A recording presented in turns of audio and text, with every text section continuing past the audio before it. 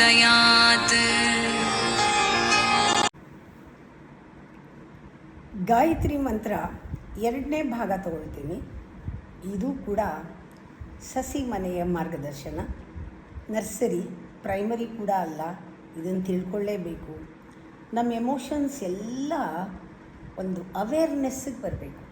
Body ಲೆವೆಲಲ್ಲಿ sensual ಲೆವೆಲ್ನಲ್ಲಿ ನೋಡೋದು, ಕೇಳೋದು, ಮೂಸೋದು, ಮುಟ್ಟೋದು ಎಲ್ಲ ಒಂದು ಇಂಟಿಗ್ರೇಷನ್ ಆಗುತ್ತೆ ಅಂತ ನಿನ್ನೆ ಹೇಳಿದೆ.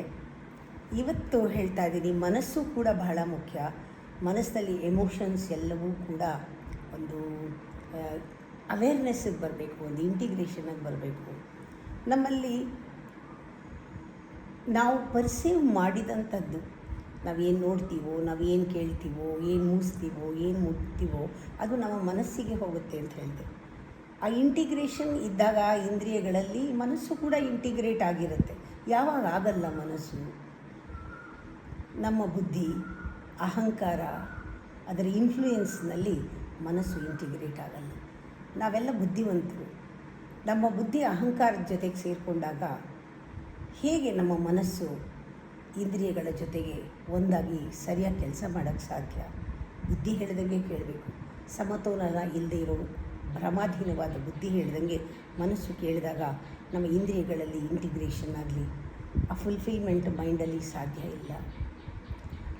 ನಾವು ಯಾವಾಗಲೂ ಗಮನಿಸಬೇಕು, ಎಮೋಷನ್ ಅಂದಾಗ ನಮ್ಮ ಮನಸ್ಸಿನಲ್ಲಿ ಇರೋ ಭಾವನೆಗಳು ಏನೇನು. ಈ 6 ಗುಣಗಳನ್ನು ನಾವು ಬಹಳ ಹಿಂದಿನಿಂದ ಗೊತ್ತು ನಮಗೆ ಹೇಳ್ತಾ ಬಂದಿದ್ದಾರೆ. ಈ 6 ಜನ ರಾಕ್ಷಸರು ನಮ್ಮ ಮನಸ್ಸಿನಲ್ಲಿದ್ದಾರೆ. ಕಾಮ, ಕ್ರೋಧ, ಲೋಭ, ಮೋಹ, ಮದ, ಮಾತ್ಸರ್ಯ, ಅರಿಷಡ್ ವರ್ಗಗಳ ಬಗ್ಗೆ ಓದ್ತಾ ಇರ್ತೀವಿ, ಕೇಳ್ತಾ ಇರ್ತೀವಿ. ಕೆಟ್ಟದ್ದದು ಅಂತ ಗೊತ್ತು ನಮಗೆ ಬುದ್ಧಿ ಇರೋದ್ರಿಂದ. ಇದೆಲ್ಲ ಬೇಡ ಅಂತಲೂ ಗೊತ್ತು. ಆದರೂ ಕೂಡ ನಮ್ಮ ಪೆರಿಫೆರಲ್ ಎಮೋಷನ್ ಎಲ್ಲಿವರೆಗೂ ನಮ್ಮ ಬುದ್ಧಿ ಕಲುಷಿತವಾಗಿರುತ್ತೆ, ಎಲ್ಲಿವರೆಗೂ ನಮ್ಮ ಕರ್ಮಗಳು ಅದು ಕಂಡುಕೊಂಡಿರುತ್ತೆ, ನಮ್ಮ ಅಹಂಕಾರದ ಜೊತೆ ಇರ್ತೀವಿ, ನಮ್ಮ ಮನಸ್ಸು ಅಷ್ಟೇ ಕಲುಷಿತವಾಗಿರುತ್ತೆ. ಬುದ್ಧಿಯಿಂದ ಆ ಮನಸ್ಸನ್ನು ಶುದ್ಧಿ ಮಾಡೋಕ್ಕಾಗಲ್ಲ. ಬುದ್ಧಿಯಿಂದ ಮನಃಶುದ್ಧಿ ಆಗಬೇಕಂದ್ರೆ ಮೊದಲು ಆ ಬುದ್ಧಿ ಶುದ್ಧ ಆಗಬೇಕು. ಅದರಿಂದ ನಮ್ಮ ಬುದ್ಧಿಯಲ್ಲಿ ಎಲ್ಲವರೆಗೂ ಕಲ್ಮಶಗಳಿದೆ ಅಲ್ಲಿವರೆಗೂ ಪೆರಿಫೆರಲ್ ಎಮೋಷನ್ಸ್ ನಾವು ಎಕ್ಸ್ಪೀರಿಯನ್ಸ್ ಮಾಡೋದು ಏನು? ಕಾಮ, ಲೋಭ, ಮೋಹ, ಮಾತ್ಸರ್ಯ, ಕ್ರೋಧ, ಇಂಥವೆಲ್ಲ ಅವೆಲ್ಲವೂ ಕೂಡ ಎಮೋಷನಲ್ಲಾಗಿ ನಮ್ಮಲ್ಲಿ ಆಸೆ ಇದೆ. ಈ ಆಸೆ ಆದಾಗ ಗ್ರೀಡ್ ಅಂತೀವಿ. ಆಸೆ ಹೆಚ್ಚಾಗೋದೆ ಮೂಲಾಧಾರ ಅಂದಾಗ ಅಲ್ಲಿ ಇರೋದೇನೇ ಆಸೆ, ಕಾಮ. ಅದು ಜಾಸ್ತಿ ಆಗ್ತಾ ಅಹಂಕಾರದಲ್ಲಿ, ಆ ಪೆರಿಫೆರಿನಲ್ಲಿ ನಮ್ಮಲ್ಲಿ ಅತೃಪ್ತಿ ಇರುತ್ತೆ, ಲೋಭಿತನ ಬರುತ್ತೆ. ಸ್ವಾಧಿಷ್ಠಾನ ಚಕ್ರದಲ್ಲಿ ನಾವು ಕಾಣೋದು ಆ ಲೋಭಿತನದ ಒಂದು ಎಮೋಷನ್.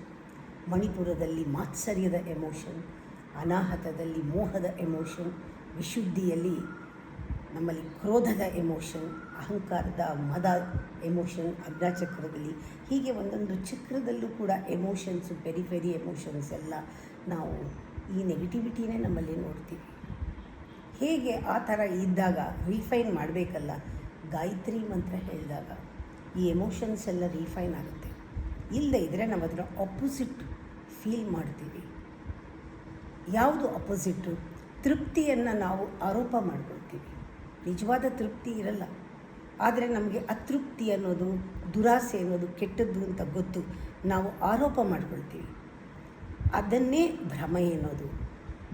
ಒಳ್ಳೆಯದು ಯಾವುದೋ ನಮಗೆ ಗೊತ್ತು ಬುದ್ಧಿಗೆ, ಅದನ್ನು ಆರೋಪ ಮಾಡ್ಕೊಳ್ತೀವಿ, ಕಲ್ಟಿವೇಟ್ ಮಾಡ್ಕೊಳ್ತೀವಿ, ಒಳ್ಳೆತನನ ಕಲ್ಟಿವೇಟ್ ಮಾಡ್ಕೊಳ್ತೀವಿ. ನಮ್ಮ ಸ್ವಭಾವದಲ್ಲಿ ಬರೋದು ಗಾಯತ್ರಿ ಮಂತ್ರ ಹೇಳಿದಾಗ ನಮ್ಮ ಸ್ವಭಾವದಿಂದ ಒಳ್ಳೆ ಗುಣ ಬರುತ್ತೆ, ನಮ್ಮ ಕ್ಯಾರೆಕ್ಟರಿಂದ ಒಳ್ಳೆ ಗುಣ ಬರುತ್ತೆ. ಇಲ್ಲಿ ಬಿಹೇವಿಯರಲ್ ಚೇಂಜಸ್ ಮಾಡ್ಕೊಳ್ಬೋದು ಬುದ್ಧಿವಂತಿಕೆಯಿಂದ, ಕನ್ನಿಂಗ್ನೆಸ್ಸಿಂದ, ಕ್ಲೆವರ್ನೆಸ್ಸಿಂದ. ನಮಗೆ ಗೊತ್ತು ಇದು ತಪ್ಪು ಅಂತ, ಅತೃಪ್ತಿ ತಪ್ಪು ಅಂತ, ಅದಕ್ಕೆ ತೃಪ್ತಿ ಥರ ಕಾಣ್ಬೋದು ನಾವು. ಮೂಲಾಧಾರದಲ್ಲಿ ಆಸೆಯನ್ನು ಅದಿಮಿಟ್ಕೊಂಡು ತೃಪ್ತಿಯನ್ನು ತೋರಿಸ್ಬೋದು. ಹಾಗೆ ಸ್ವಾಧಿಷ್ಠಾನದಲ್ಲಿ ನಮಗೆ ಗ್ರೀಡ್ ಇದೆ. ಗ್ರೀಡ್ ಅಂದರೆ ಜಿಪುಣತನ. ಆದರೆ ಅದನ್ನು ಮುಚ್ಚಿಟ್ಟು ನಾವು ಕೊಡೋದನ್ನು ತೋರಿಸ್ಬೋದು. ನಾವು ಕೊಡ್ತೀವಿ, ನಾವು ಬಹಳ ಧಾರಾಳ ಅಂತ ತೋರಿಸ್ಬೋದು. ಮಾತ್ಸರ್ಯವನ್ನು ಮುಚ್ಚಿಟ್ಟು ಟಾಲರೆನ್ಸ್ನ ತೋರಿಸ್ಬೋದು. ಮೋಹವನ್ನು ಮುಚ್ಚಿಟ್ಟು ಪ್ರೀತಿಯನ್ನು ತೋರಿಸ್ಬೋದು. ನಮ್ಮಲ್ಲಿ ಕ್ರೋಧವನ್ನು ಮುಚ್ಚಿಟ್ಟು ಶಾಂತಿಯನ್ನು ತೋರಿಸ್ಬೋದು. ಮದವನ್ನು ಮುಚ್ಚಿಟ್ಟು ಬ್ಲಿಸ್ಸನ್ನು ತೋರಿಸ್ಬೋದು. ಈ ತೋರ್ಸೋಕ್ಕೆ ಬರುತ್ತೆ ನಮಗೆ. ಇದನ್ನು ಕಲ್ಟಿವೇಟ್ ಮಾಡ್ಕೊಂಡಿರ್ತೀವಿ ಅಭ್ಯಾಸದ ಮೇಲೆ. ಇದಕ್ಕೆಲ್ಲ ಒಂದು ಲಿಮಿಟ್ ಇದೆ.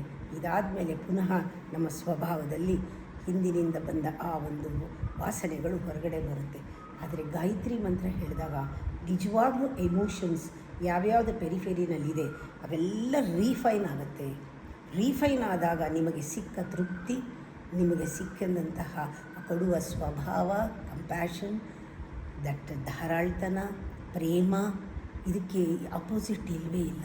Unconditional love, unconditional bless, unconditional peace, unconditional giving, unconditionally you give, unconditionally contentment. ಇದೆಲ್ಲಕ್ಕೂ ಅಪೋಸಿಟ್ಟೇ ಇಲ್ಲ. ಇದೆಲ್ಲ ಬರೋದು ಯಾವಾಗ? ಗಾಯತ್ರಿ ಮಂತ್ರ ಹೇಳಿ ನಿಮ್ಮ ಎಮೋಷನ್ಸ್ನ ರಿಫೈನ್ ಮಾಡಿದಾಗ. ಈ ಎಮೋಷನ್ಸ್ ಮತ್ತು ನಮ್ಮ ಸೆನ್ಸಸ್, ನಮ್ಮ ಮೈಂಡ್ ಆ್ಯಂಡ್ ದಿ ಆ್ಯಕ್ಷನ್ ಎರಡನ್ನೂ ಕೂತ್ಕೊಂಡು ಒಂದು ಸಮನ್ವಯದಲ್ಲಿ ಕೆಲಸ ಮಾಡುತ್ತಲ್ಲ, ಅದು ಬಹಳ ಮುಖ್ಯ.